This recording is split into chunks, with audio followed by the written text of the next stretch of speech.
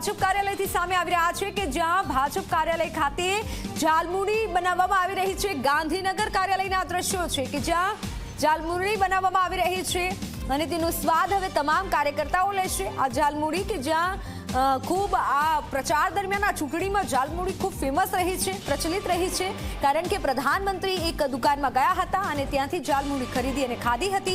હવે ત્યારથી લઈને જાલમુડી એ જે જોર પકડ્યું અને તમામ પ્રચારમાં પણ જાલમુડી જોવા મળી, ત્યારે હવે આ ખાસ વાનગી છે પશ્ચિમ બંગાળની જે ગાંધીનગર કમલમ ખાતે જોવા મળી રહી છે। जालमुरी में वेजिटेबल्स आते हैं, टोमेटो, ऑनियन और पोटैटो और कोकुम्बर और ये वन टाइप चनाचूर बोलते हैं कोलकाता में, और एक कुरमुरा ममरा होता है। सबसे ये मस्टर्ड ऑयल होता है जो कि सबसे फ्लेवर चेंज करता है, सबसे बढ़िया ये होता है। और अलग अलग मसाले होते हैं सारे, यही सब। सरसों का तेल है, सरसों से बिना बनता नहीं है। नहीं, सरसों के बिना वो फ्लेवर नहीं आएगा। जो एक्चुअली जो बंगाल में जो झालमुड़ी होता है वो फ्लेवर नहीं मजा आएगा अगर बिना सरसों के तेल के खाएंगे तो। જે પ્રકારે જલમુરી બનાવવામાં આવી છે એ પ્રકારનો ઉત્સાહ પશ્ચિમ બંગાળનો ઉત્સાહ છે।